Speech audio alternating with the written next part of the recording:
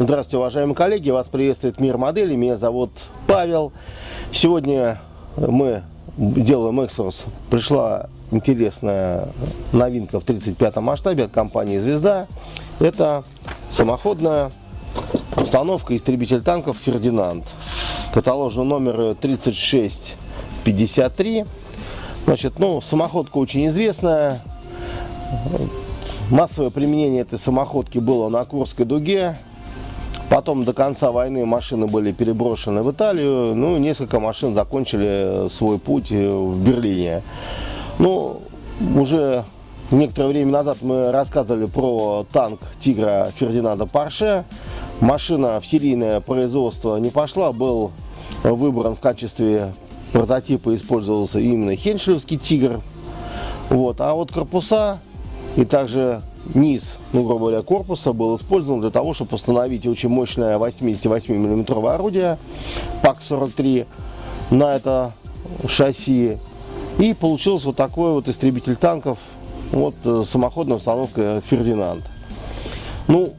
Очень мощное орудие, мощное 200 мм бронирование рубки, 100 мм бронирование частей корпуса. Конечно, делало самоходку непробиваемой в лобовой части. Поэтому эффективного средства поражения именно самоходок это только корпусная гаубичная артиллерия 122 мм, 152. Они могли с ней бороться. Тяжело было с ней бороться, поэтому Фердинанда в принципе боялись. Все самоходки у нас называли Фердинандами, так же как и большинство всех тигров называли тиграми. Большинство какие-то танки, хотя там были ПЗ-4 и Пантера, но в основном все называли все тиграми. Танк, естественно, самоходка впитала в себя очень много технических решений, которые сам Фердинанд Порше использовал на этой модели. Это электронная трансмиссия. Была машина по сравнению с тем корпусом, который использовался для танка, перекомпоновка, потому что мощное орудие с боекомплектом и с боевым отделением было перемещено в заднюю часть корпуса. Двигатели трансмиссии были в средней части, и впереди находился механик водителя, естественно, с радистом. Слабое вооружение, именно пулеметное, подвело именно эти самоходные установки «Фердинанд», потому что невозможно было их, так сказать, пробить в лобовой части, но тем не менее пехота подходила сбоку, забрасывала их гранатами, подрывала гусеницы. Из-за большого веса машину было очень сложно эвакуировать, и поэтому, так сказать, двойственное впечатление оставила эта самоходка в истории. Как и все немецкое, мощное орудие, большой вес, конечно, очень внушительные габариты. Все это внушает, так сказать, доверие. И к тому же, на полке эта вещь очень смотрится хорошо. Вот такая вот интересная новинка от «Звезды». Это абсолютно новая модель. Это не та модель, которая паковалась как компания «Звезда». Это старая, по-моему, пресс-форма от компании «Итальери». Это их современная новая разработка. Это развитие этого тигриного семейства, танка четверки, тигра и пантера. Теперь еще и немецкий истребитель танков «Фердинанд». Теперь заглянем в коробку. Так сказать, фасадная часть коробки. Как обычно, на задней части этой же коробки сборщик компании «Звезда» собрал одну из моделей, так сказать, демонстрационный образец. Небольшая техническая характеристика, небольшая историческая справка, размера модели, количество литников. Деталей здесь на литниках 292 штуки. Теперь заглянем непосредственно в саму коробочку. Таким образом. Положим ее немножко в сторону. Начинаем, как всегда, традиционно у нас. Мы начинаем с инструкции. Такая книжица, всем хорошо известная.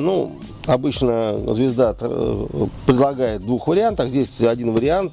Это боевой, так сказать, и походный. То есть есть так специальное устройство, которое предлагает зафиксировать ствол во время движения танка, допустим, по дороге, транспортировке и так далее.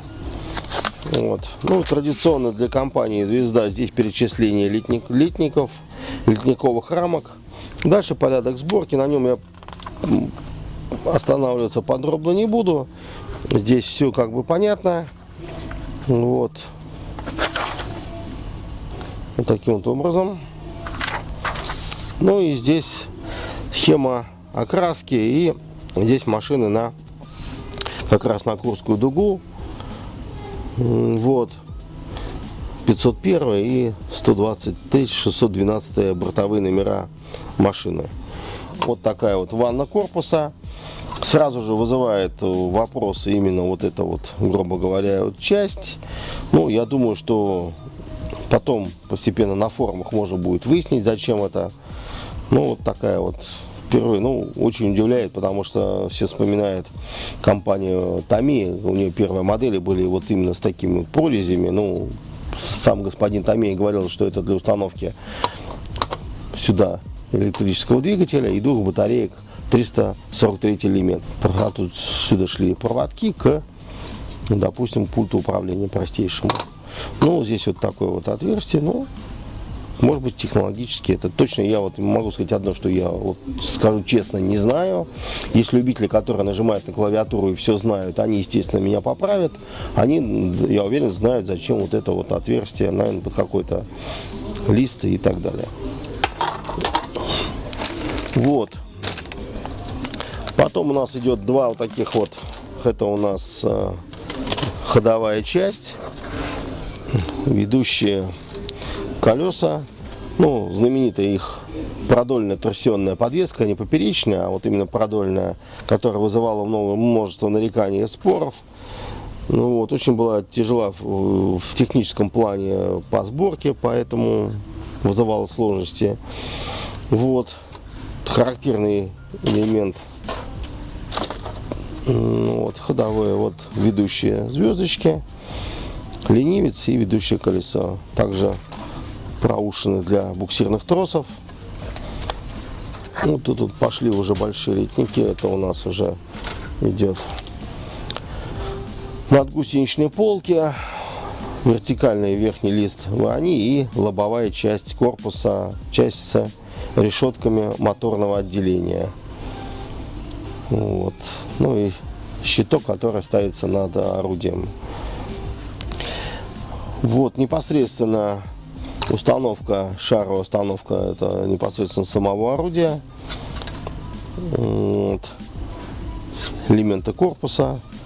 Ствол, заметьте, дается целиковый, не из двух половинок, а целиковый. То есть позволяет избежать всем знаменитого шва, когда при склеивании двух половинок образовывается шов, очень долго его полировывают. И вот таким вот образом дульный этот самый, это облегчит сборку модели, сделает больше ее более привлекательной, потому что это будет все аккуратненько собрано без каких-то либо проблем. Вот. Еще один литник, это бортовая часть рубки. Заметьте, что здесь есть такие соединения, которые имитируют соединение в шип, как это и было на реальных машинах. Кормовой люк, буксирные тросы. Ну вот три, это механик-водитель. Здесь, значит, есть где-то еще и триплексы. Я еще до них не дошел. Скорее всего, они будут где-то в районе остекления. Там будет небольшое, ну, остеклением трудно назвать, но прозрачные детали, я думаю, будут. Гусеницы, ну, что могу сказать, пролиты они хорошо, очень четко литье, но есть одно но. Вот я не знаю, наверное, потом посмотреть нужно будет по сборке, но характерным отличием этих тяжелых немецких машин является вот этот вот провис. Но если понятно, с нижней веткой гусениц все понятно, то именно, ну, я так понимаю, что, наверное, вот это вот и есть вот небольшими вкраплениями такими, чтобы гусеницу сделать обязательно с небольшим таким вот изгибом, провисом. Потому что гусеницы тяжелые. Вот таким вот образом, я думаю, что на это нужно обратить внимание. Вот. Это у нас были гусеницы. Ну вот и, соответственно, листок. Здесь у нас находится листок с декалями, где есть все те бортовые номера, которые указаны в инструкции. Вот такой вот бортовые кресты. Вот они, установки под триплексов. Это люк механика-водителя и люк командира. И также вот капроновая сеточка, которая имитирует решеточку моторно-трансмиссионного отделения. Она у нас белого цвета, естественно, приклеит изнутри, но и потом нужно будет ее аккуратненько окрасить. Вот, уважаемые коллеги, сегодня мы рассмотрели новинку от компании «Звезда». Это немецкий истребитель танков, самоходная установка «Фердинанд» в 35-м масштабе от компании «Звезда». Ну, «Звезда», еще раз говорю, что развивает, снимает старые модели с своей производственной линии, заменяет их новыми своей разработки. Модели интересные, хорошо собираются, хорошо смотрятся. Поэтому я думаю, что многие ждали эту новинку. Вот, я думаю, что она займет достойное место среди собранных моделей вами на вашей полке. Ну, с вами был Павел, это Мир моделей. До новых встреч!